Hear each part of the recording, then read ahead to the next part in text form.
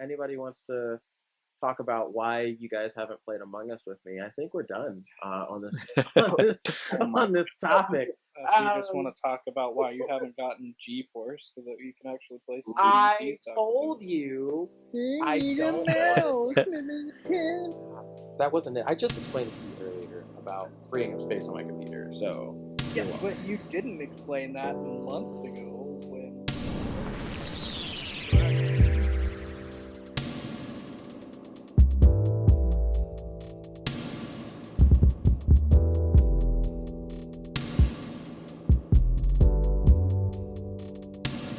What's up, everybody? Welcome back to the PHNX Reloaded podcast. We have some super interesting topics today, but first, let's see who we've got on. First of all, I am your host, PHNXLegend, and we have three other guests with us. Joey, you start. What's up? Phoenix Patriot here, or Joseph, or Joey, or whatever you want to call me. We call him the idiot here. And I'm going to kick it off with me with Phoenix Blind, otherwise known as Wyatt, or Leo, actually, is my middle name. I go by that as well. Some might accidentally call me that. Phoenix Rainbolt. Phoenix Rainbolt might call me that. Wait. Okay, go. Next person. This guy. So this is Raptor, Phoenix Raptor, otherwise known as Steven, or Simp, I guess. He's got to out himself every single time. You did this to yourself. Yeah. I mean, that's what I'm called. So, this is gonna be your branding. They gotta know who's being referred to. I guess. That's fair. That's fair. I have you go by your middle name? I'm very. I go by middle name at work, so sometimes Jeffrey slips up and says that. What? Yeah. Okay, well, you guys learned something new about your friends. Oh yeah, I've been going by my middle name at work for like a few years now. That would trip me the fuck out if I went to your work for whatever reason and people were referring. I mean, you wouldn't be able to. Like, it's a restricted zone. If you had a mini map, it'd be red. Same. Area 51. What a way to put it. Confirmed. I become your new boss. Damn, I'd be happy with that. My current boss. No, never mind. Damn. What do you have to Things say? to say. But no, it's good. We're gonna move on with the topics that we have at hand. So first, at hand, exactly. So one of the topics that we're going to talk about today is about gaming subscriptions. And if you guys haven't been keeping up, there's been a lot of controversy around Microsoft and Xbox with what they want to do with their gaming subscriptions. Originally, they were going to have a price hike, and then they kind of backed out of it. So we're going to talk about it and give some thoughts. Let's start with our resident financial expert who, by the way, disclaimer, none of us are actual experts. It's just a joke. So he's just a nerd. Anything that we say in this podcast, do not use for any sort of legal advice or financial advice. This is just us giving our own opinions. So if you follow it and you lose all your money, then that's your problem, not ours. Okay, cool. But Joey, what do you think about this whole price hike thing? I think it was dumb. I mean, when we were all talking about it initially, we all immediately thought why? What's really changed? And Simp. I'm gonna really push it now. Oh my gosh. Steven brought up the fact that nothing's changed since 2010, right? So yeah, nothing has really changed since I want to say 2012, 2013 when they added games with gold, but they haven't changed the price on gold since 2010. So it's and so again, from the financials perspective, my first thought was because they had claimed in the original article I read that they had claimed that they thought it was worth more, and then literally, I mean, amongst us, we were all thinking about not even doing it anymore, not even paying for it, and I assume a lot of other people did too, and so that just tells that without getting into the too technical stuff, but basically just the fact that demand went down then, which obviously means that they set the price higher than what was appropriate for it to succeed economically. So, in short, the market worked, guys, and thankfully they backed down on it because they realized that no one was going to pay for that, and so they backed it off. And obviously, it really wasn't worth that because if it was and they couldn't function without the price hike, then they wouldn't have been able to go back on it either. So the fact that they did that kind of shows that they were just kind of trying to screw us over, which I hate to say because I love Microsoft, but come on, guys. I mean, yeah, like any other business, Microsoft is out for its wallet first and foremost. Yeah. Which I guess I'm usually the first to say that, which I feel bad now. But also, so like, I'm not gonna, say that the price hike should have been a thing or as high as it was or whatever, but I'll lay down some defense for them in the way that y'all say nothing has changed since 2012, and for us that is true, but that doesn't necessarily mean it's the same for Microsoft. Just since Q1 of 2016, the amount of Xbox Gold subscribers has almost tripled, and with that many more users comes that much more cost with maintaining those accounts. Yeah, that's a fair point. Yeah, that's a fair point. And that's just 2016. That's missing another 4 years. That's only half the time that's come out since Games with Gold. I couldn't even imagine because 2016 is still pretty recent. Some like really solid stand-up games have come out in that year, like Doom 2016. Yeah, I mean, but 2012 is a whole different era of gaming, and there's so many fewer users in that way. Only thing I would say is like, I mean, as more users increase, so does their revenue. But, also true. But I would say though, on that though, because they have to, and I don't know technical stuff. That's not me. But I would assume there's probably a lot more hardware required, which may initially be more money needed.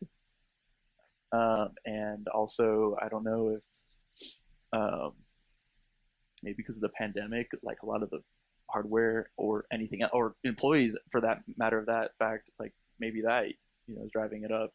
Yeah, like more employees, especially when it comes to not to like cut you off there, but like they're gonna have to hire more people to make more games and make better games. Like games have remained the $60 price that they have for the past 40 years. I could honestly see that going up, to be honest. And they actually are. I know. Yes, they're increasing that by $10. Yeah, I'm not surprised. Which I'm okay Xbox with. Is going to be doing that. It does, of course, depend on the producers for like each game, but Xbox has said that they're definitely not going to try to set any bars for producers to start charging that much for games. But which very well may have influenced their price. If we're gonna go into that topic, I would say definitely. I don't know how long, but maybe in a few years we might even see, because we're kind of in a weird place right now where it feels like almost every game that comes out is almost like incomplete, and like that has been a trend. It's just for a few years right anymore, and like I feel like if a company was to do it well enough, with a game developer was to make a game good enough that was worth an extra like $10 to $20, and it was complete and perfect, then I could see from that point on things changing. It just takes that one developer to do it. I wouldn't even necessarily say that, because what were you gonna say, Legend? No, I was gonna say you're right, but also think about it from this perspective. So I personally think I'm not a fan of incomplete games being released, obviously, but let's look at it as the price of games, as we've been saying, has not really changed over years, yet the amount of content put within games has changed drastically. Oh, yeah. So even though we say games aren't complete, it's really a lot of times because of empty promises or demos that get released at like E3 or certain things that we see. But in reality, we're actually getting double or triple the content per game that we buy. So kind of what I'm saying too is the fact that like we are getting more, and so really they could be justified in raising the price, but they just have to make sure they're not, because it would really ruin that if it was I guess incomplete, maybe not the word, but make sure it's actually literally running properly, like no bugs or facilitating bugs. Yeah, like you have people that spent over $100 on the collector's edition of Cyberpunk. You have people that, like myself, that spent $200 on the Power Armor edition of Fallout 76, and that was an absolute nightmare. I still enjoyed the game. To be fair, both games I actually very much enjoyed, even with the glitches. Though Cyberpunk I didn't really encounter very many of them.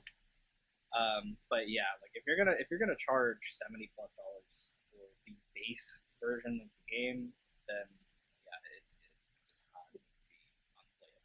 Which brings up an interesting thought about and I we can all attest to this. Many times have we all bought a game and hated it at first, and then like a few updates in, and then it just becomes amazing, like Destiny or Fallout 76 is, I think, getting there. Probably is at this point. Actually, Fallout 76 has been there for over a year now. Yeah, like I haven't played it all, so. But like maybe that's just a thing, and that could be the trend. Who knows? But I feel like they could custom tailor prices for that type of rise and fall. Like maybe just tell us it's gonna be cheaper at first, and get people into the game while it's still like quote unquote unfinished, and then add those updates eventually. Well, there is that in the sense like paying for early access titles. Yeah. Which I still don't like that, but whatever. I like early access a lot more because at least they're telling you up front, hey, there's going to be issues. If you're willing to buy it ahead of time, that's on you. Yeah. Oh yeah, I get that. I myself have done that. Like I paid $60 for the early access of Baldur's Gate 3, which was rife with glitches, had minimal content, but it was more of a buy-in for what I expect them to provide in the future. Yeah. Which, as it is, what little we have is pretty great. So when they present it like an alpha or beta, it makes a lot more sense. Like I want to buy into it as an investment. Rather than this is a complete game, and then I buy it and I'm like, this is terrible, and then a year later I'm like, maybe it was worth it. And as someone, as I think Raptor had brought up before, one of the prime examples being Fallout 76. Like, oh my goodness, that was a rough time. It made me so sad. To be fair, we should have kind of expected it because they're still running off of a quote unquote enhanced version of Fallout 4's engine, which was also just absolute trash. Garbage. So, well, okay, I don't have any experience with Fallout 4, so I can't say that. But also, like, man, it seems a little unfair for like.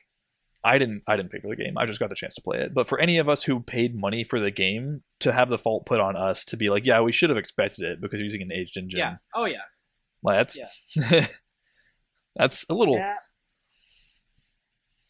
I just don't know why they thought it was a good idea to try to make a game with an engine that came out in like 2010.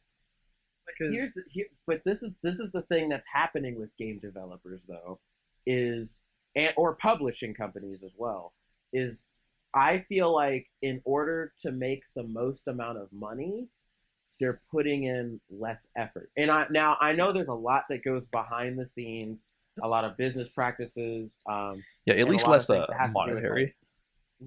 With intellectual property, and I get there's a lot more than that.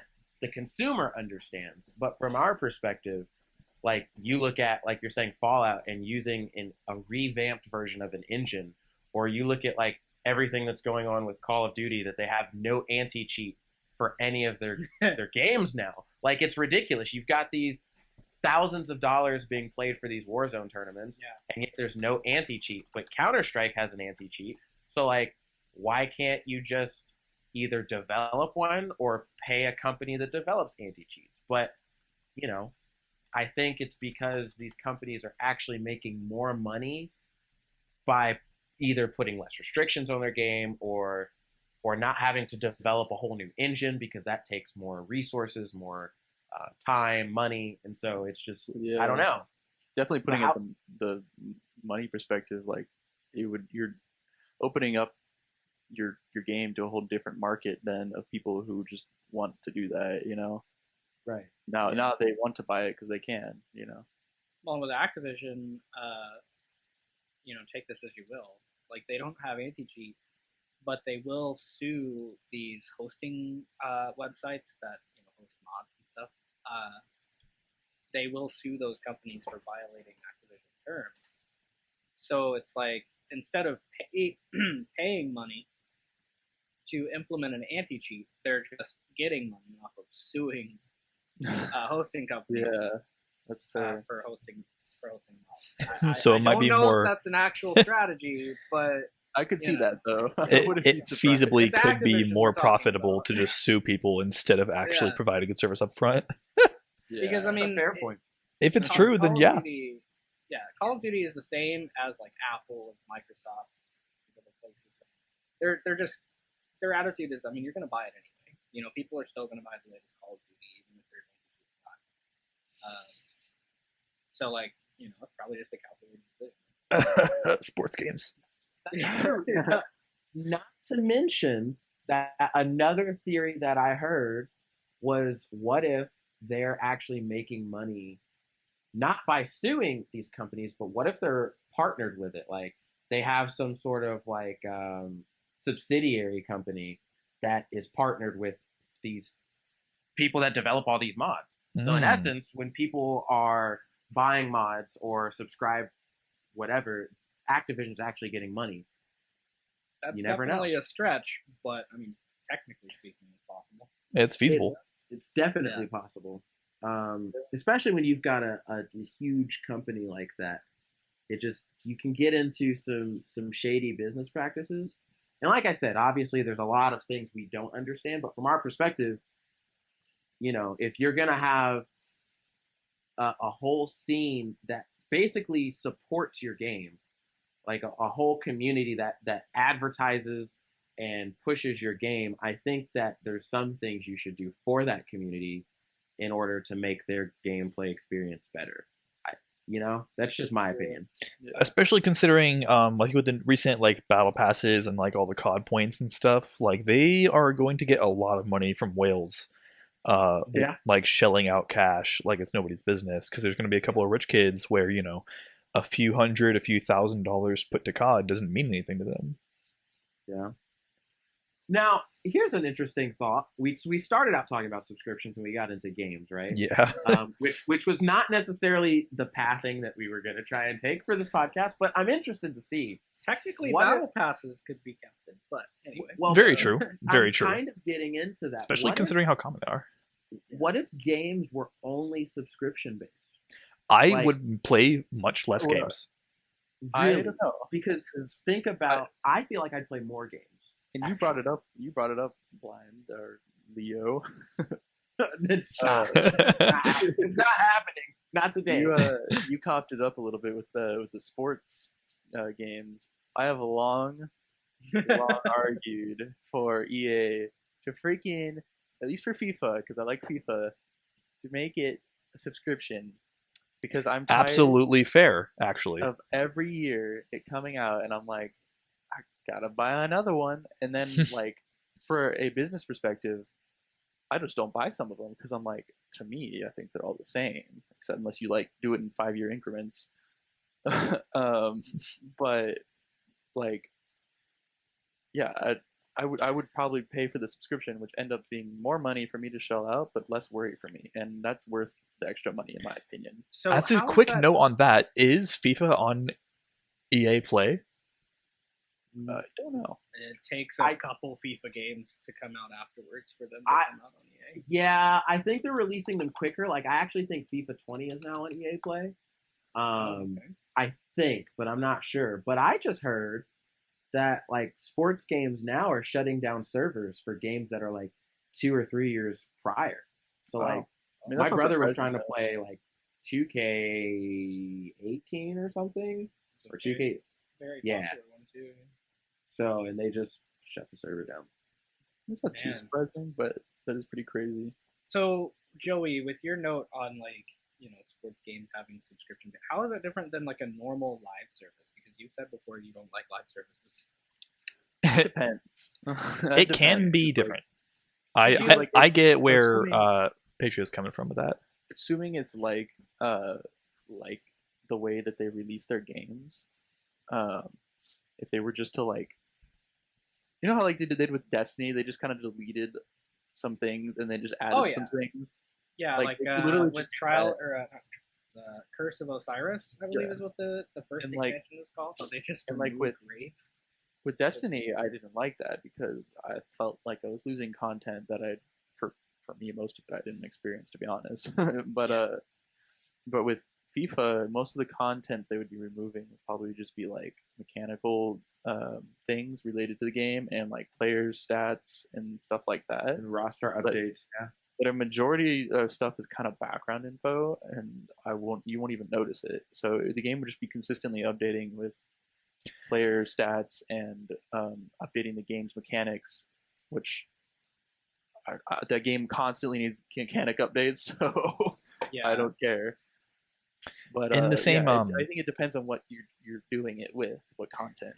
Yeah, like with your Destiny thing though, I forgot about the sunsetting thing. How you're actually losing half the game. Which is a really romanticized name for what amounts to, oh, you already paid for this content, but you don't get it anymore. Get screwed. And there's no compensation for that either. Yeah. None.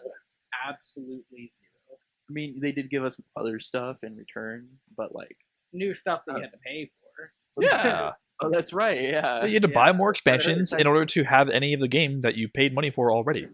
Yeah. But that aside, you just have this free version. You have nothing now. But hey, the base game's free now. Woo! Like half the game. What?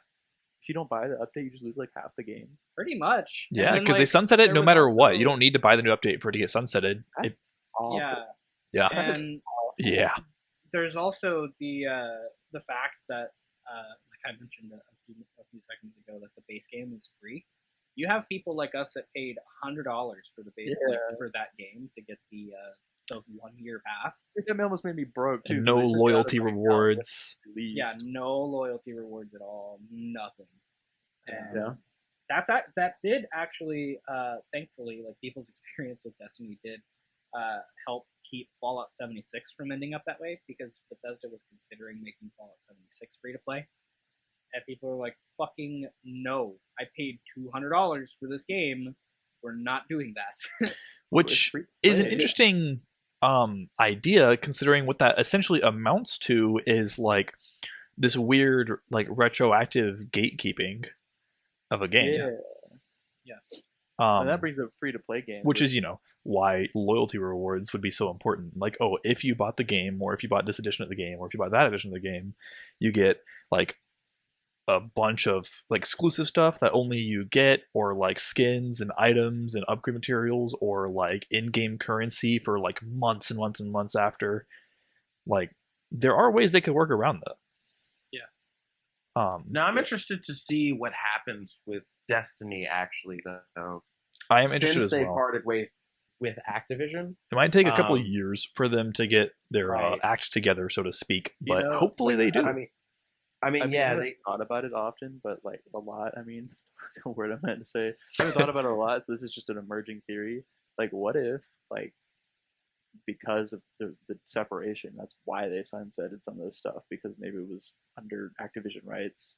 That very well could be. It was the reason. I mean, at least the stated reason was that those planets and landing zones were not optimized correctly. They were kind of rushed when making the game, which was probably an Activision thing. Or most likely was. I would guarantee. That's kind of, to me, that's what it's trying to sound like even more now. I have heard from others. I have not read any articles about this or anything on my personal research, but I've heard from others that a part of the reason they were sunsetting stuff as well is because they were planning to bring it back with new content, but they couldn't implement new content into the way the planets and stuff were currently. So they had to remove them in order to bring them back newer and better. That was another reason. I think I saw that same thing, and they also, I think it was in that same thread or article. They mentioned that that's kind of why the updates, like hot fixes, are not much of a thing with Destiny. It takes them months to come out with bug fixes because they have to go through the way that they set up the game for whatever reason. I don't know if it's engine restriction or what. They have to essentially go through all of the game files manually to fix like little bugs here and there. That is whack. Yeah. I mean, and I know with like Halo, I say I know. Again, it's another theory. Is the reason why they changed his Master Chief's armor. I don't know. I think it could have been because of the separation between Bungie and 343. Well, that I know it can't be because Microsoft had all rights, and that's what Bungie They was did, complaining about. They had but maybe 100% rights. But maybe it was more so of a not a legal thing, and maybe this is also the case with Destiny and Activision, but maybe it was more so just a branding thing, you know? Like That's true. Like maybe they were moving forward.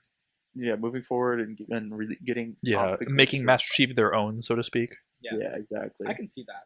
Yeah, as like an art direction thing. Yeah, that makes sense. Yeah. Thankfully, they've gone back. Yeah, kind of. I mean, not technically back, but to something better and more related. But speaking of Halo, I don't like that it's free to play. At least the campaign, right? No, the campaign is it's a multiplayer that's free.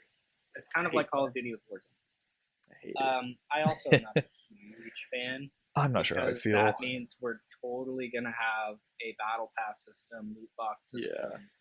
There's going to be a lot of limitations to the people. At least we're not buying into it first and then getting this news. Very true. Yeah. Because there are plenty of games with battle pass systems that you have to buy already. Yeah. Yeah. But I don't know, like as far as a content and enjoyment standpoint, I just worry that it's going to be saturated with absolute trolls. Absolutely could be. That's definitely true. But it also could bring in more people to learn and love Halo, so I don't know. Also true.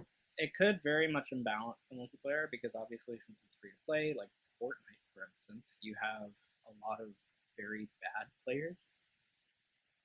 So the mix can be a little bit weird. Yeah. But I guess that also depends on how they do their skill-based matchmaking system and stuff. Or if they do it. Skill-based. I mean, you have games like Halo Reach that came out back in 2010 that had a dynamic server system. I mean, you could search by skill, you could search by ping. They had it all. Like, why can't we have that in new games? I mean, honestly, Halo, even when they've changed it, Halo has always had probably one of the best ways to do it is they have a social playlist that it doesn't matter. You can just go in and shoot and blow things up. They've got some sort of skill-based matchmaking, whether that you search like in Reach, you could search by ping, you could search by skill, or you could have a balance, right? Yeah. And then nowadays, you've got your like whole arena thing, which is cool, and they've got a whole ranking system, which I think actually brings playability to the multiplayer because it gives people like a reason that, hey, I want to climb this ladder, I want to get better. Yeah. But also, like after your first 10 matches, you know that you're just not going to get destroyed all the time. Yeah. So like you're going to get better, and it's a way to make everything fair. Now, obviously, there's games where like you'll hop in and you get with a lower rank and you destroy, or vice versa, and you get wrecked. But I think Halo's done it very, very well. And that's one of the best things about their multiplayer, the way they've kind of organized their playlists. I think more games should kind of take that mindset because, I mean, you look at other games, like one of my favorite games, and their whole system sucks. Like, the game just sucks. Multiplayer is awful to play because it's Call of Duty. Because they don't have their skill-based matchmaking is so strict. I mean, every game is sweaty, and it doesn't create. I mean, I've gotten better at the game, and it's become less fun to me. Like, I know that sounds weird, but like I've gotten better over the years at Call of Duty, and it sucks now. Yeah, I definitely feel that. But if they would do what the community is asking for, make League play and loosen up the skill-based matchmaking restrictions, it'd be like Halo, and it would be phenomenal. So, I don't know. Mm-hmm. I think, though, some developers don't want to change anything because they're making tons of money. I mean, if your profit margins have increased, 30%, 40%, 50%, why are you going to change what you're doing because of some people complaining. Because ultimately, moms are still going to buy these games for their kids for Christmas, and people who are just getting into games are still going to buy them, and you've got people who just don't care. So I don't know. To go back to a conversation we kind of had a little bit of previously, Joey's considering the idea of sports games being like subscription-based games, and Legend had brought up the idea of games being general being subscription-based. I don't know what exactly he was going for with that.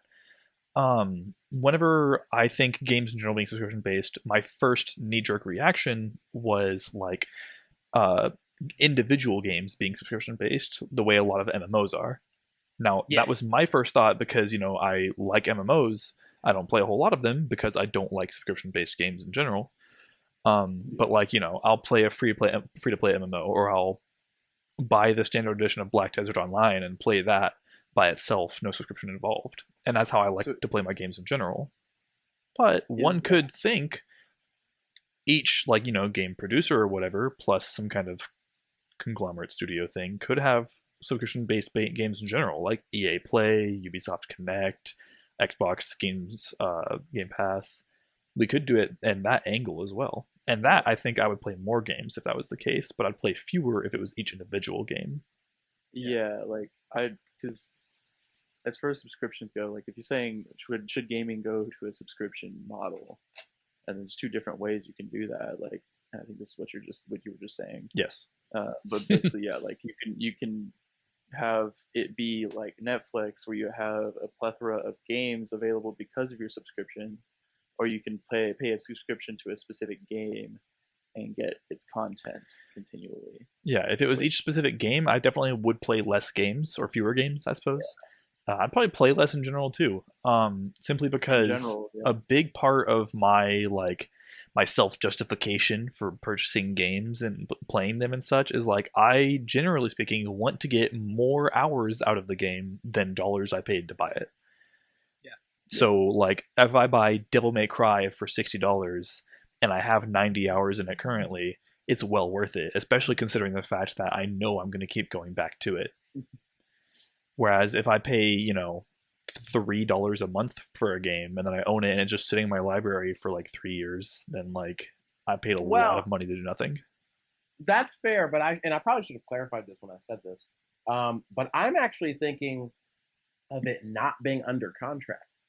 Oh, you can pay for pay for 1 month of this game and then drop it, and then pay for 1 month 2 months later, and then you can pick up where you left off. Or make the contract, because I feel like some games would really get screwed over. Or make the contract 3 months base, where it's it has to be over the entire year or the entire lifespan. But if you think about it, there's a ton of games for me that I would love to play, and I'm not gonna pay $60 to play it. Especially for me, who I love single player games, but also I don't play them as much. And so therefore, even though the value's high, the replayability for me is not there for all those games. Which is for fair. instance, you're playing Resident Evil, right? I love Resident Evil, great games, but I'm not gonna spend a ton of money for a new Resident Evil because it's just $60. But if you're telling me I can pay $15 or $20 over 3 months and do it, I'll do it. I can't in that same vein, though, play the game for 3 months anyways. True. In that same vein, though, that's what game sales come into whenever it comes to, which is, this is a kind of a weird dichotomy where consumer benefit versus corporate benefit. Right. The companies might benefit more from making games subscription based in some instances or less in other instances. For example, if they were to change it to subscription based in that way, I feel like a lot of games would start focusing on being games as a service, or they would be inclined to pull a Destiny and give you very little game to start out with, but then start releasing stuff going forward, which I guess is essentially the same thing as games as a service. And rather than being because in Diablo 3, for example, things are constantly changing, and there's a monthly routine that you go through because there's monthly changes to the market. I think I don't play the game very much, but and that's like it's not exactly games as a service, but it's not exactly like giving you very little game to lead with and then doing whatever with it going forward. But it's still a $60 purchase game or 40 or whatever, depending on what edition you're getting and such. But other games, would benefit very heavily from it, like MMOs and multiplayer games. So, it's a tough call, but game sales make it like, for example, Resident Evil, I just started Resident Evil 7. I bought it for like $10 on Steam. And guess what? On Steam, I'm not paying for a subscription to get access to buy games. Yeah. Which, single player game, bad example, but still.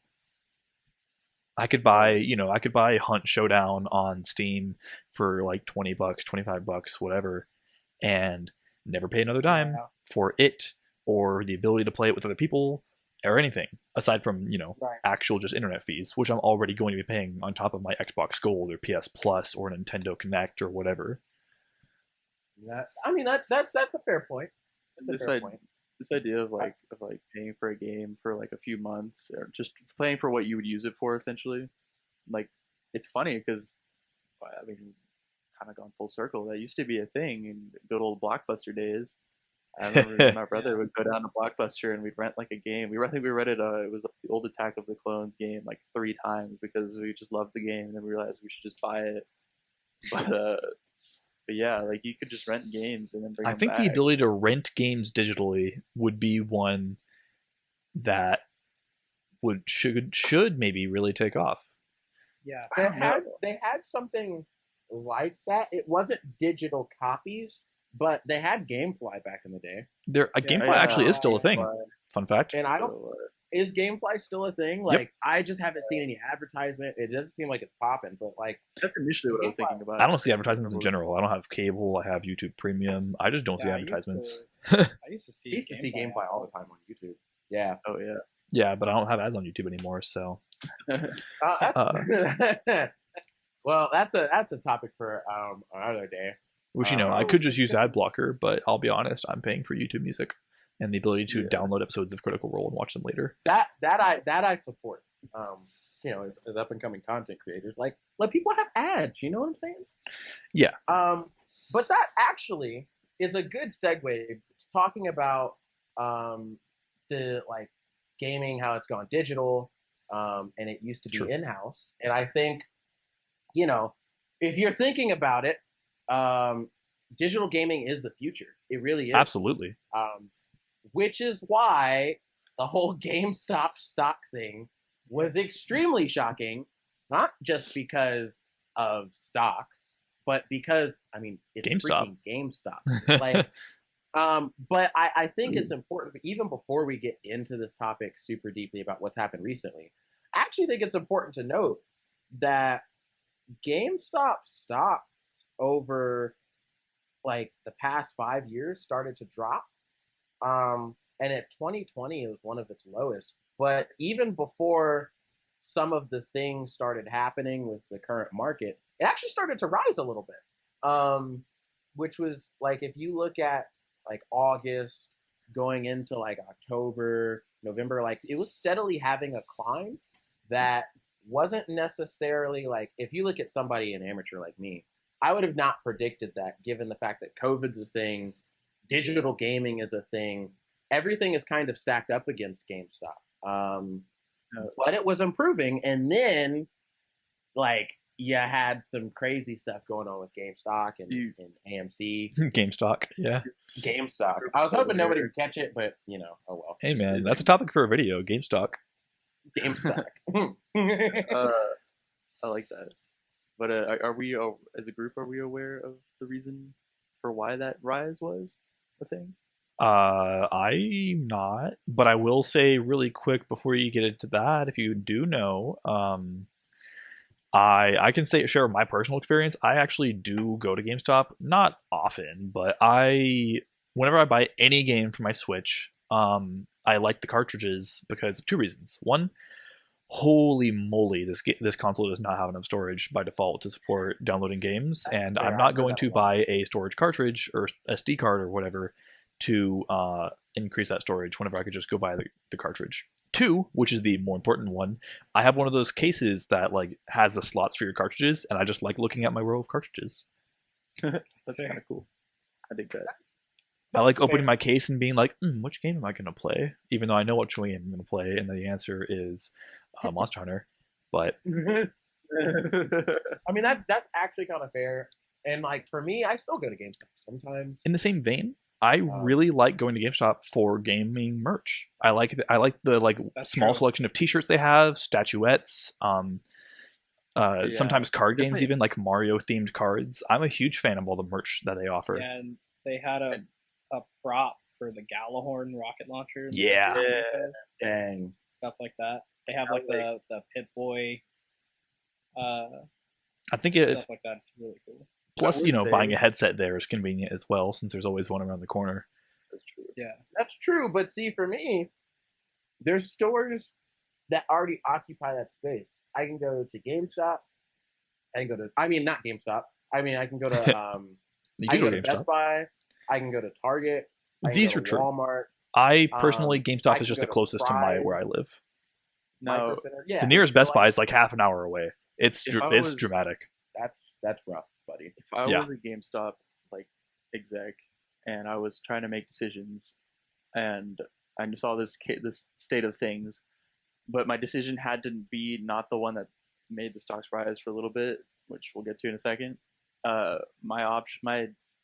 What I would have suggested, at least with what we're talking about now, is definitely going into that market of like merch and honestly, and then maybe even going into the tabletop like genre, because they could still keep their branding of GameStop, but they have such an easy opportunity there to just turn it all into like start selling like D&D books or minifigs and like and that's campaigns. Really interesting that you say that, considering as of the last couple of years, D&D has been blowing up. Yeah. Oh my goodness. Like I started playing it when it started to get on the rise 5 or 6 years ago. Not 5 or 6 years ago. We Jesus. all are nerds about it. Like 4 or 5 years ago. Something like that.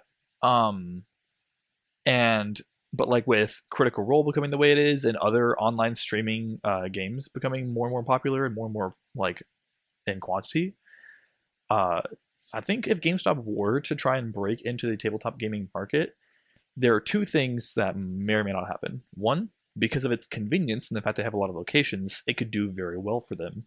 Two, a lot of tabletop gamers have this huge like loyalty mentality of supporting your local game stores. And so it might not work out as well for them as you might think. I think you would see a lot of new players.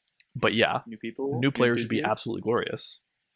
But I think, you would see a lot of pushback too at the same time. But I think eventually the new players would outrun the old. I honestly, in my actual real opinion, think that might be the case as well. If GameStop were to try and break into the tabletop gaming market, I think they would gain benefit from it. Yeah. And especially if they pushed hard on the merch aspect of things.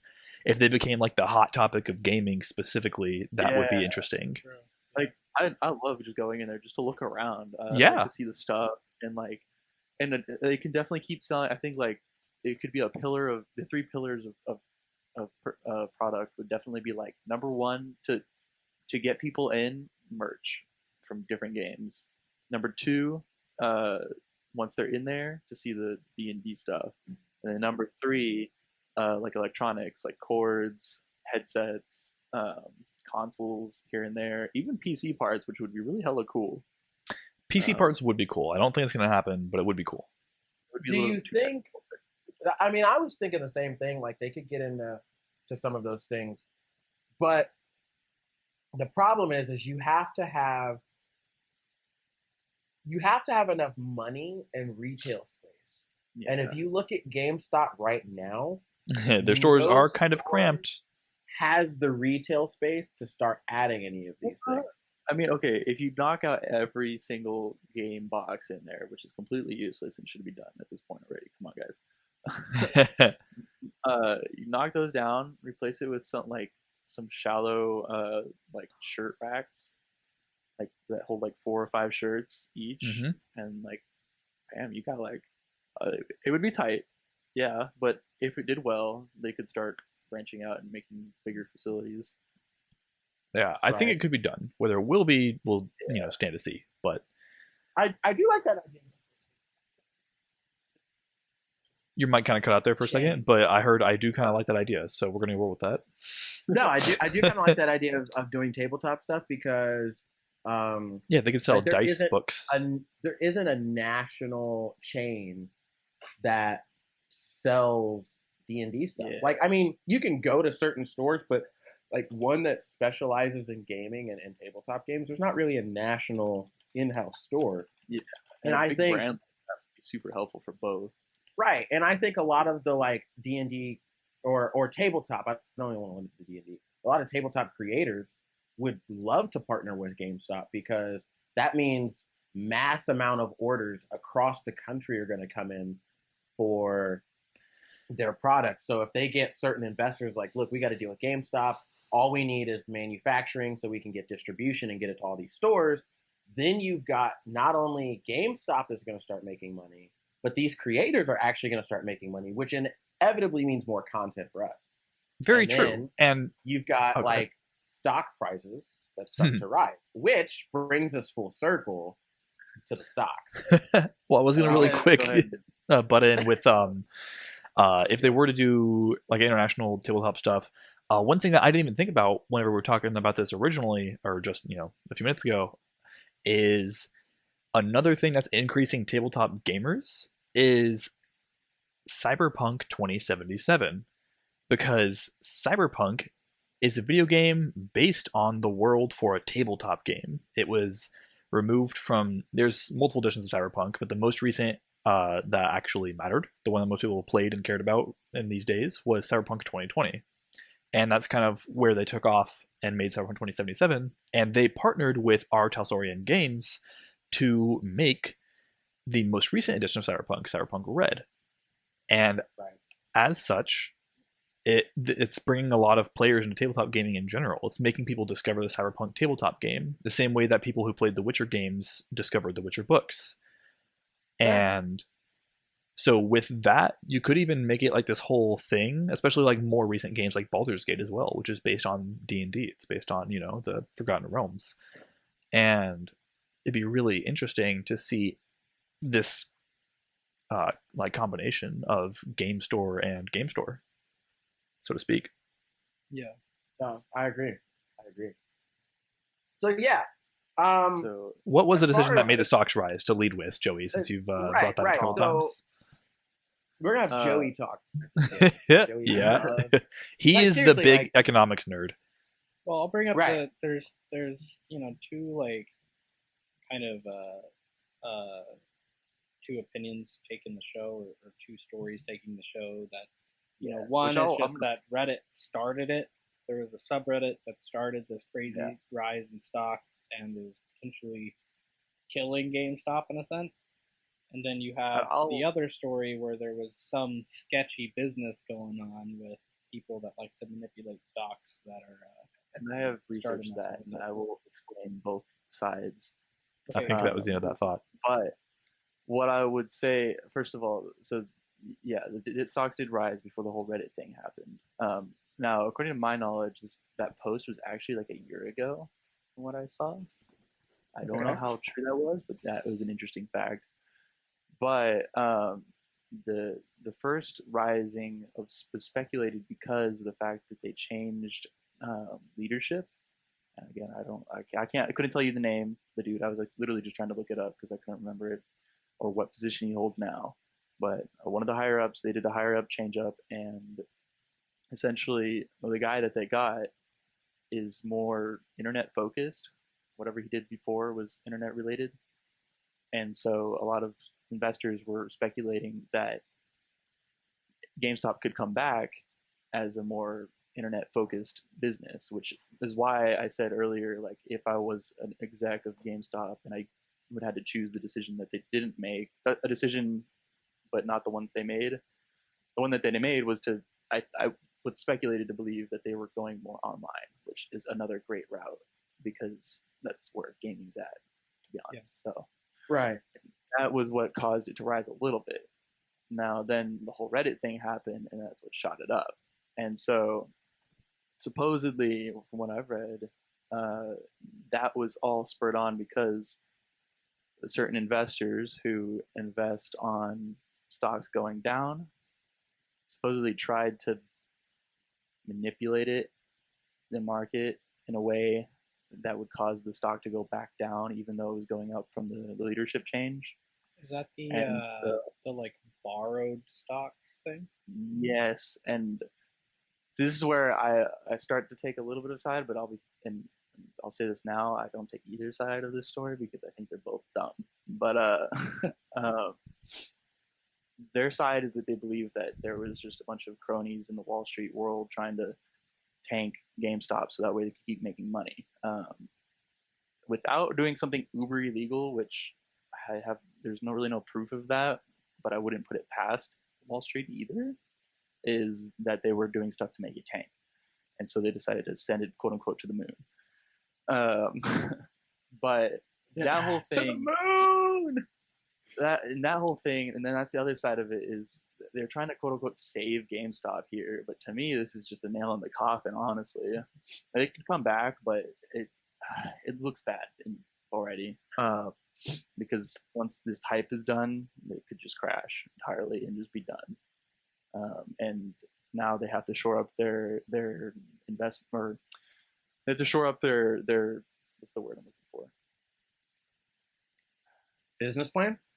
Not really. Their finances. That's the word. They have to shore up their finances to properly accompany all this stock increase, which apparently they borrowed money from somewhere. I don't know what, because of all this, which means they're going to be in debt. And they're going to pay that back, and it's just already bad as it is. Yeah, which is kind of unfortunate because, as you were saying, they were rising before. I just looked it up, by the way.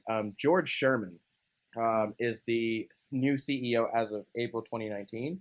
And he did stuff with, it looked like he was president of Best Buy Services. And he led like consumer services, small and medium business capabilities, and like channel partnerships for Best Buy and stuff like that. So like pretty good resume. Yeah. But yeah, it is kind of unfortunate when this happens to a business. And I say when. Really, this has never happened before. This is something completely new. And I'd love to get your thoughts. I actually have a question for you. But before I get there, it's actually important to note that this didn't just happen with GameStop, though. It happened with AMC as well. Because AMC, right, AMC was fluctuating a lot. I used to hold it, dog. Yeah, I would be so rich right now. Bro, for real, like AMC stock, it went down obviously during the whole pandemic, and then shot up. AMC stock though has been depreciating for years. Yeah, I was really betting that it would rise, and then it did, but I had already backed out, and I'm so mad at myself. Yeah, it peaked so really high. So it's interesting that it's happening with two businesses that you really wouldn't have expected that anything to happen in the pandemic. I mean, a gaming store and a movie theater. I mean, like just to break it down, like yeah, for real, it's kind of strange. But what do you think this does to the market now? Now that people know, oh crap, this is possible. Like, I feel like the face of the market, it's already been changing with the pandemic and everything. Yeah. You've seen rise and falls with the vaccines, with Pfizer and Moderna and all that stuff. But like now, what do you think this looks like for the future of Wall Street for like the next 5 years? Okay. I was about to ask, because like that, the future of the market was two questions there, but the future of Wall Street aspect of the market, like overall markets in general. Right. I think it's great. I think it's fantastic. This is what's happening. Again, like a lot of people think it's a revolution. I just think it's dumb. It's just the markets being the way that they do.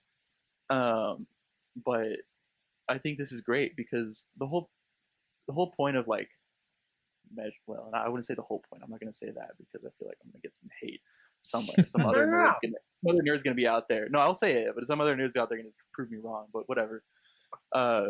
what I will say is like kind of the whole point of like measuring a country's success in its stock market or in its market in general, and how well it's doing, and why we consistently focus on that. We're like, oh, every time it goes up, things are quote unquote supposed to be better. The reason that is because the more money the people have in their pockets, the more they're willing to go put their money on the line like this and bet it essentially. And so it's kind of like when markets rise, it's supposed to be like a proof that your people have money and they can invest. Now the problem that your money is valuable. One of the two. Exactly. Right. And so the problem that comes with that is that there's so much uneducated people about it, which it's understandable. It's quite confusing, but there are some simple things that you could just learn and do it. But it's very mystified, and so a lot of people don't get into it, which just leaves the big people in it. And that's where you get this constant idea that just there's these fat Wall Street people sitting around manipulating the world through the market, which obviously is not true because just a couple of Redditors, not a couple, but several Redditors can just go bust a stock up to quite a few Redditors. $1,000, or it was like above 1,000% or something like that. I don't know. I think it was like upwards of like around 500, and then they speculated it could peak over 1,000. Yeah. So like, I think this is just a resurgence of what it should be, and that's more individuals investing. And really, honestly, if it's people, and if I don't like the idea of just investing in GameStop because you just want to see it quote unquote go to the moon, but if you believe in the company and you believe that it can take this gift that it's been given, really, it could be a gift or it could be its nail in the coffin, right? But they have to act, and if they act fast and they work with it, then they could come out on top. And I don't know how that would be, but they could do it somehow. And, well, I mean, people still, believing in it, then that's the point of stocks. I believe in this, so I'm with my money on it. Yeah, I mean that's true because I mean ultimately this stock puts more money in their pocket for now. Like it's a little complicated for those of you who like don't understand the stock market who watch this. It's extremely hard for us to explain because we're not experts, but we do understand it. So like it's kind of hard to explain. But right now, GameStop is going to have more money. But what they do with that money, like the valuation of their company has increased, but they also, with that, they have to do something. Like typically, valuations don't increase unless there's something to show for it. So it's almost like they have an increase in value with no increase in IP, intellectual property, or no increase in product or whatever. Well, not even that. Other thing too is that a lot of bigwigs in the investing world are saying the problem with this is that there is no value in the price that it has now, because it's literally just bumping up the price to bump up the price. It's an empty value. And there is no value, and then what that creates is a bubble, and bubbles get popped easily. Or deflate. And so basically, and explain it quickly, it's like the company now has a bunch of money, but if they don't do anything with it, or like rebranding into merchant tabletop gaming. Yeah. And if people who put their money into it don't believe in the company anymore, or the hype dies down, they want their money back, then they're just going to sell everything, and then GameStop loses all that money. That's a strategy, though. They could cash out like now. Yeah, I mean, if you think about it, True. If you think about it, that's not financial advice. No, I don't even mean other people. Like, okay, so that's a twofold answer. People could cash out now, right? The stock has risen a lot. If you invested in GameStop at any point in 2020 or even 2019, you're probably going to make a profit if you cash out. But I'm talking about GameStop could cash out. They could sell. Yeah, they could sell their company because there are companies. That's what I was hearing the first time. Right. There are companies who, even though it's overpriced, the acquisition of GameStop enables them to expand their market. So I don't know what company would want to do it. Honestly, it's like if the company did, that's a whole hassle for that company to deal with, to be honest. It is, but if you think about if it was a company like Microsoft who had like the financial standing to just be able to take a hit for a few months, even a year, it could be not bad. In my opinion, it would be very interesting, and I don't know if they would want to do it because online is much different than retail, like in person. But if Amazon bought out GameStop, man, that's a whack idea. Right. It's very out of the blue. It doesn't make a lot of sense in certain areas, but there are some things that do make sense. Because it's the very thing that they're lacking, the internet aspect. Yeah, it's the thing that GameStop is lacking, and Amazon. I'm not even going to say Amazon is lacking because Amazon is actually quite brilliant. As a matter of fact, they take hits in a lot of their consumer areas because they develop IP in areas that you don't even know about unless you research the company. Yeah, they are. I love them. They really are balling, but in the long run, they could do it. I would like to see it happen because I think it'd be interesting. Are you asking me, does it make a ton of business sense? Nah, no, not really. But would it be interesting? It really would, and it could work. I could totally see Bezos just doing it because it's interesting. But this also brings up another question, Joey. What do you think? Because now that things are fluctuating and people have the option to send things to the moon. Man, if I hear somebody say that one more time, I was watching Syndicate's stream the other day, and he just kept going, "Send it to the moon." Anyways, what do you think? Because he made Dark Souls 3 PvP flashbacks. Right. What do you think this does to day trading versus like long-term trading?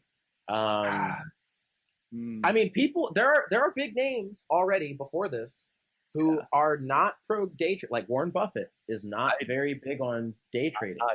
Actually, because I follow Warren Buffett. He's the guy who I try to model my investments after. But because I tried getting into day trading, and I will say this: it's stressful as hell. Okay, I did not like it, and it's cool if you got the money and you got the time. I mean, it's kind of cool, but with everything else I had going on in my life, it was a little too stressful. And yeah, that was my thoughts on it. As far as like what it does to day trading, it's interesting because technically, almost all, and I can't think of a single one of the apps that allow just the regular Joe Blow to invest, like Robinhood specifically, the big one right now. Maybe I should just look if that's still a thing. I have the app, but it used to be a thing when I signed up originally that you could only do like 3 day trades before they like froze your account or something like that, because they wanted to limit day trading, which is entirely fair because it's dangerous and it's not that great. But and I know like the current one, I actually do my investments through Stash. Not sponsored, but should be. You should totally get Stash. It really doesn't even let me do day trading at all. It takes like 24 hours or more to like do a transaction. So it's kind of weird, the question, because it's like these people really can't do day trading, but they can. And I don't know if we're going to see more restrictions on that from these companies, which I don't know how I feel about that either. And also, there's the whole concept of like what they did at Reddit could still be illegal, and I would totally be okay with that, because according to like the SEC's rules, is that you can't do anything to manipulate the market, but it's so vague that they're just like, I don't know how this applies, but it kind of does. I thought it only applied. You cut out. Am I good now? Yeah. I didn't think that applied to anybody but like actual business owners and such. No, it applies to anybody in the market. Because really, it applies to anyone that says anything about the market. And not even if your money is not in it, like they might have a harder time coming after you. But for sure, if your money's in it, like, or if you're talking about it and you have influence, like the SEC can come after you for just about anything. Yeah, and with the age of social media, it makes it kind of hard because like this dude just put a post out there, and then these people just did it. You Is it a know, wooden like, post? Yeah. It. Nice. On the Wall Street. It couldn't. Wall Street Bets. Wall Street Bets, yeah. Those Wall Street Bets. Yeah, like how do you regulate that though? You know, like he just said it out in the open like that, and you can't really tell who like took the advice and everything, and like was it advice? Was it a joke? Like I don't know. There's just so many things. To me, it should be illegal. It just seems straight up to me. But do you think what the guy posted should be illegal? I think under the circumstances of what we have as rules now, it should be considered illegal. But I don't know. As far do I consider it personally, should it be illegal? I don't know. I mean, probably not. I don't think that's necessary really. But I do see how the general rule of just not wanting people to manipulate the market being a good rule, because that's pretty messed up. It's a spaghetti of problems. It is a spaghetti of problems. It brings up an interesting point though, because like, I mean, yes, you can't do anything to influence the market, and I don't want to get like super political, but then it's like, well, what can and can you not say? Like, and what sort of protection is there under the First Amendment when it comes to like these SEC guidelines? Right. So if you're not supposed to influence the market, but yet you're protected under free speech, like where's the line? And because the SEC is so vague, which to be fair, they're vague, and the SEC and Wall Street are in league together. We all know this. Like, oh, yeah. It's mutually beneficial for them to be in league together. Yeah. But since they're so right, exactly, and since they're so vague, where does that leave everybody else? Yeah, you know, it's just an interesting topic. It's in a weird situation, and like in most cases, yeah, you could say like some dude like dumping billions of dollars in one stock just to make the price go up. Yeah, that's kind of messed up, and they have safeguards for that to have so that doesn't happen. But like when it comes down to like a group of people doing it, you know, people who want to do this with their own money, you know, it's a little different. Especially when they're not in any kind of formal organization, right? If it's just a bunch of individuals, that's a different story. Yeah. Yeah. I mean, especially because, like you said, it is their own money. And in essence, it may not be to a noticeable effect individually, but anytime you invest, you're actually influencing the market. Every single time. Yeah. So, I mean, It's one of those technically the truth moments. Right. Yeah. Like, so if a bunch of people decided to do it at once, and it's not insider trading because it's not like, oh, we know this stock is going to skyrocket. You know, nobody had that actual knowledge, but a bunch of people just decide, hey, we're going to invest in this and see what we can do. Is that really illegal? You know? Okay, this is interesting. I went ahead and just looked it up on Investopedia. What it says there, it says market manipulation is the act of artificially inflating or deflating the price of security or otherwise influencing the behavior of the market for personal gain. Right. So that personal gain aspect there, I think, is why it's so gray right now, because it wasn't. They just said do it. Right. You know? Now people are going to get gain out of it, but was that necessarily the purpose? Yeah. And that's good. That's kind of hard to prove. Yeah, and I think that is the problem right now. So moving away from the market aspect, but moving back towards the gaming aspect, what does this do for us who are gaming consumers? Does this change much?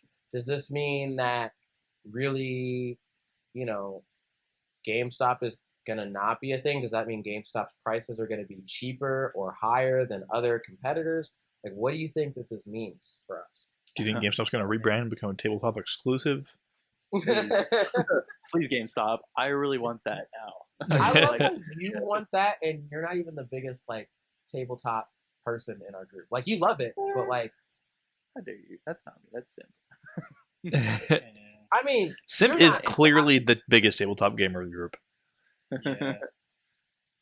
Speaking of being high tabletop games, I was just talking with Lich earlier, and I was telling him, like, man, it's weird to think that because we're such nerds and we have so many books and different systems, we could play more days out of the week than not, and still never play the same system of rules twice. That's wild. I do think that GameStop could benefit on like expanding on their online services. Yeah, absolutely. Yeah. Oh yeah. If GameStop ended up providing their own game streaming service, that could be pretty lucrative. That's true. Yeah. Game streaming is kind of taking off right now. That brings me another thought though, like tabletops going online. I don't think that's gone as well as you think, as we thought it would, at least with the pandemic. Because I feel like, from how I've viewed it, it hasn't gone that great. I think everyone still prefers the in person. Yeah, everyone for sure. prefers, yeah, but it's much better to do it in person. But as players who have done both, right? I think it's interesting though, like you were saying, Steven, about GameStop expanding into like the online presence, but then you get into that's a whole big like. I mean, really, what you deal with companies is you kind of have monopolies in these certain areas where you really have Amazon, who, let's say they wanted to get into selling. Well, Amazon, Walmart, Target, all can do that same business. And then you would say, well, let's do streaming. Well, then you've got Twitch that is also like partnered or owned by Amazon. So you've got that. And it's like, well, let's get into tabletops, and that's an option, but it still takes capital and it takes enough things to be able to sustain you to be able to get to that point. Like long term, it could work, but can they survive the dip in the short term part? You know what? I think if they were to hit the online scene, and this is A, where I think they should go, and B, where I think they will go, probably like game streaming. To go full super circle on this, they might just go full subscription and be like Game Pass Ultimate, but for console. Yeah, that's what I was thinking. Yeah, like for all of them. But would console companies think about it? Would Microsoft say, "Hey, we're gonna license the ability for you to give subscriptions to our customers"? True, because basically they could be taking all the money themselves. Like what benefit would Microsoft or Sony or Nintendo have instead of just doing it themselves? Well, I mean, you have like EA Play, you have, I believe Ubisoft Connect has a system like EA Play. Those are all on console as well. They are, but they also own the rights to those games. Yeah, I was going to say, that only works because of that. Right. That's GameStop actually has no skin in the game right now, other than they're just a merchandise seller. So that kind of wrecks the plan. But on PC, it would of course, you have a lot of PC gamers out there. Right. Yeah, I mean, it could work for PC. And the problem is they have to deal with Steam, which is clearly supreme. So they have to deal with Steam, and then they also have to look at the cost. But it would be a better fight than Xbox. That's fair. PlayStation, I don't really know the scene on there, but I feel like they could make it happen. Maybe, but Sony is very exclusive with their business strategies. Sony's whack. I mean, like Sony was actually the reason that it took longer than it was supposed to for us to get cross-platform gaming, because Microsoft was down and Sony was not. It's a terms of service thing. They're very true, I guess, to their terms. Yeah. And the cross-platform would cause potential. It had minor disagreements. Yeah. Right. Where because of course Xbox has different terms of service. So like somebody playing cross-platform with you that's on Xbox might violate PlayStation's terms in some way, and that can of course cause some. With the way that they were each set up and they didn't interact very well, etc. Yeah. In the same vein, like in a kind of a adjacent topic that's not particularly related. If anybody wants to shoot me down, feel free. Um, we could talk about the acquisition of ZeniMax, Oh yeah. which is See, relatively recent and actually. could be influenced by some recent activity. Who? Microsoft bought ZeniMax, Microsoft who you bought may or may not know is the parent company for Bethesda. Yeah. Yes. And That's right. considering what Bethesda has as far as subsidiary company goes, like id Software, I know they worked with Avalanche Studios for like Yep. Rage. There's of course Arcane Studios with like Prey and the Yeah. up and coming Deathloop, and then of course there's Elder Scrolls and Fallout, both very big name titles. I'm interested to see what's going to happen. ZeniMax is very big. I Yeah, was actually ZeniMax very is surprised huge. to know that it was ZeniMax that Microsoft acquired, not just Bethesda. Yeah. That's because that's what threw me off, because I knew Bethesda took it, but I forgot ZeniMax owns Yeah. it. Mm-hmm. Right. I think we might have our next podcast topic. Fair enough. To be quite fair. Fair enough. Yeah. Because I think we could spend a whole A 30 long minutes time. Yeah. on just that. Not to mention that, Jeff tweeted on our Phoenix Nation Twitter a while back about when bring back Quake. So that could be another Yeah. RPG that we talk about. Very Not to true. mention, me. By the way. oh, that was you. Okay, Yeah. cool. That Xbox responded to you. Yeah, and we that's have right. a lot of interactions. And not to mention, we could talk about Mass Effect coming out. We could have an whole RPG kind of Really do. topic. Well, Which I RPG think- and others. RPG and others, which I think we should do. But unless anyone else has any final thoughts, I think that's probably a good place to end. We are at about an hour. We are at about an hour. Yeah. I do kind of want to, and I wanted to touch on this. One of the first things that we talked about, but the tangents ended up going on. But Fair enough. the difference between Xbox Live Gold and Game Pass Ultimate. Fair enough. One of the Yeah. things that people were speculating was that, with Gold being, $120 every 12 months, that maybe that was Microsoft trying to shove people into Game Pass. Because Game Pass Ultimate for $60 more a year, so it's $180 US a year for Game Pass Ultimate. You get, of course, Xbox Live Gold, but you also get the Game Pass titles. A for massive, Xbox. absolutely ludicrous host of games. Yeah. And, of course, Ultimate also stretches to PC.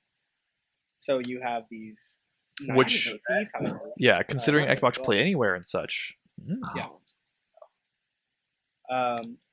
So, people were speculating that Microsoft was trying to get people to pay the extra $60 for that, which I think could very well be the case. I think that's very much, at least a significant part of the reason they were going for this price hike.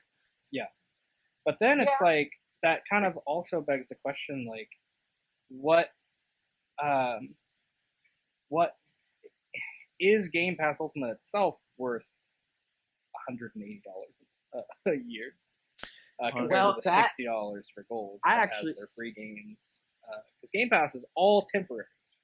It You is. only have access to that library of games so long as you are continuing to pay for that. But Gold, Yeah. for $60 a year, you get free titles that sometimes are very big AAA games. I think Battlefront 2 was one for a little bit. Gears of War 5 is one, I believe, this month. And you get those every month, and those you own. Those are just free to claim, and it's yours. So I And then, think of course, deals and stuff. the value.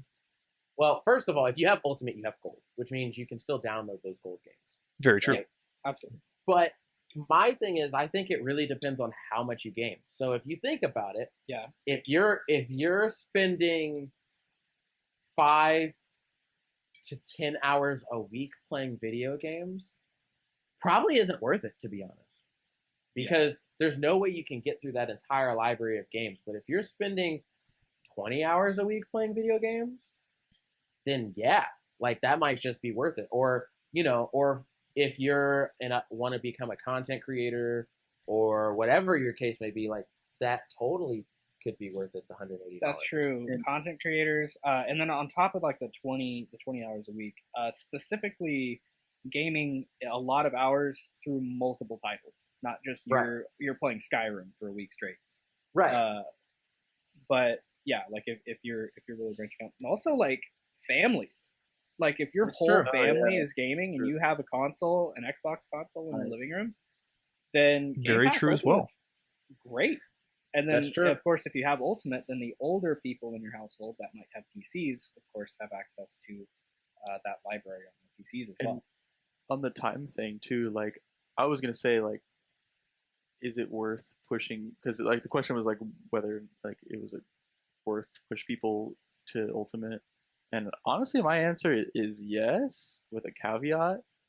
Because yes, asterisk. Yes, yes, asterisk. But because like I think a lot more people would be into it if they were just realized what it was. And that's not saying that people don't get it or understand it, but it's literally gaming Netflix, and literally everyone has Netflix. The difference is though is where the difference becomes is like what Legend was saying, the timing, the amount of time you play. I mean, Netflix knows its audience to the point that it knows that there's people that pay this money because they literally sit there and watch so many hours that they have to remind them, are they still watching? Yeah. I don't know if there's the same amount of Netflix users that will use, like, the ratio of Netflix users that get to that point versus the ratio of gamers on Xbox that reach that quote unquote point where they would need a service like that. You know what I mean? Yeah. But if, like you're saying, if it's something you're really into and you game a lot, like the level that people binge on Netflix, then I think it's worth it. Yeah, I will say in that same kind of context, I do have Netflix as well. I also do not have Game Pass though. Or I guess more accurately, I don't pay for Game Pass. It makes it sound so shady, by the way. No, we're just doing the whole normal Xbox game sharing thing. For those of you that are familiar, if you're not, look it up. We're not going to break down the tutorial here. That's old news. That's like 2015 absolutely. Yeah, we're not going to make a tutorial video in the middle of this podcast. But I don't pay for Game Pass because I know, first of all, I'm just forgetful. I will forget to check if a game is going to be on Game Pass, and I'll just pre-order it, or I'll buy it the day it comes out, or whatever. Yeah, I know pre-order's bad, whatever. And so, like, you know, I'm that guy who's like, ooh, Doom Eternal, hell yeah, I want to buy that day one because I know Doom. I know Doom's great. I'm going to buy Doom Eternal. And then day one, it was available on Game Pass. And then in theory, I could have just played it and saved a significant amount of money by playing other games on Game Pass as well, like Control, for example, which is another recent addition to Game Pass that I was very excited over. So it's like, really, honestly, from an actual monetary standpoint, I should be doing Game Pass, but I don't because I keep forgetting to check, and I don't know what games are going to be on there. And then, of course, if I buy a game, it could be added on 2 months later. So I just buy games because it's simpler. Yeah, I believe with Game Pass, because Microsoft has the game streaming service now. There's two. There's the normal one where you stream from your console, and there's Project xCloud. I don't know if that's in full release yet, or if that's still an insider thing. I don't think it's been released yet, but I could be wrong. I don't think so either. But that essentially just uses like key games from the Game Pass lineup, from what I understand. Yes. As well as games that you purchase. Where you can just play them anywhere, like you're playing on like GeForce Now or Stadia or whatever. So that's really cool and a neat addition to as well make Game Pass more lucrative. Yeah, and gold too, because True. But also like that was actually I totally forgot about the game or profile sharing thing. That could also have influenced their price hike. Yeah, because I mean you have people that are like, well, I can pay $60 for 12 months of gold, or I can split it with my friend, and we both get gold, by making our home consoles, whatever.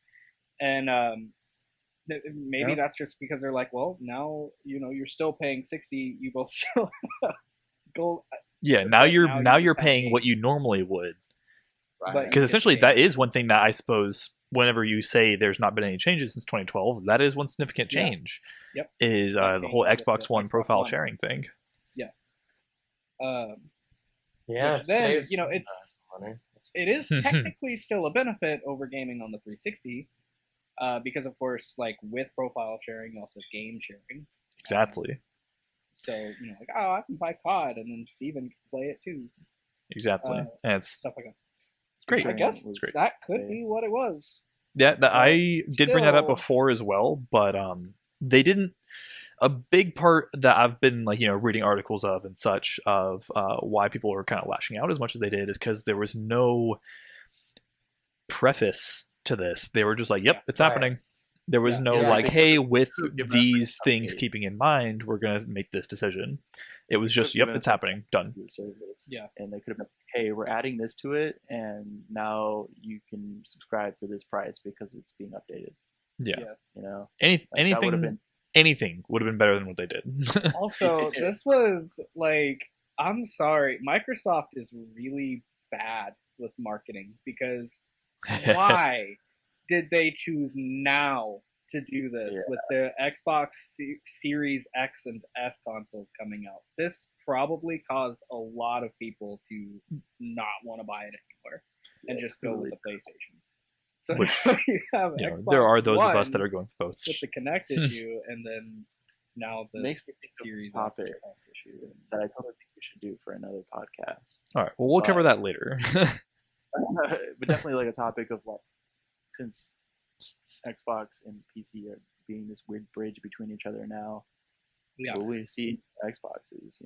Is it even worth going for more Xbox, making more Xboxes? I think that could be a topic. Yeah. Microsoft really, if they were smart. I mean, Microsoft is smart. Don't get me wrong. Like they're doing well. But if Microsoft just started not making Xboxes and making gaming PCs instead, dude, yeah, because the Series X is $500. $500 for a ray tracing compatible console. Yeah. You could totally make a PC to do the same thing that you can have they do Steam on instead of Microsoft services. And I think if you did that, you would have a lot of people willing to do PC gaming because they want to do it with their friends, and you would still have the exclusives, and you probably would end up leaving Sony in the dust. I think, honestly, rather than sharing my thoughts about that whole concept in general, I think that with general moves that Xbox has been making to bridge PC and console the way they have been, along with cross-platform gaming becoming more of a thing, I think the next 5 to 10 years of Xbox in general we'll be seeing some very, very large changes, I think, that will be for the better, especially considering their recent acquisitions as well, a variety of things. That said, any closing statements? I think I'm good. Of course, there's always more we can talk about, but not without dropping another 45 minutes. Pretty much. Yeah. As you guys can tell, we like Ultimate is talk a lot. Insane topic because of how much it's growing. Very true. Yeah, that could be a video on itself. Whole thing on its own. Yeah. I know.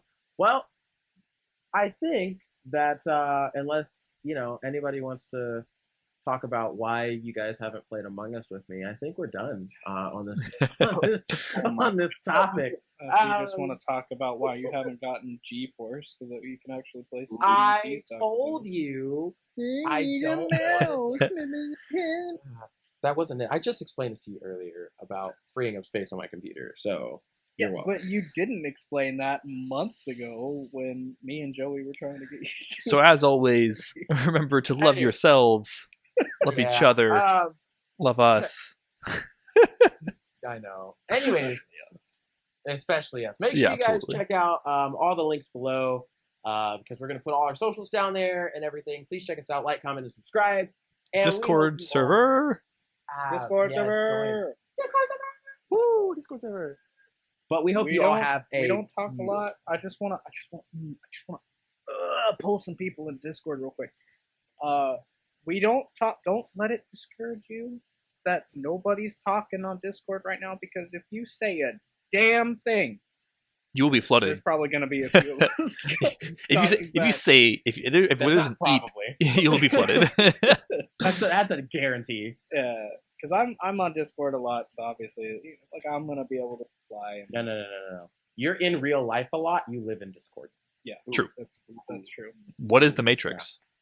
Yeah. So come join the Discord, because then you can help us with podcast topics in the future. We could do Q&As as well, of course. Suggestions. Q&As would be awesome.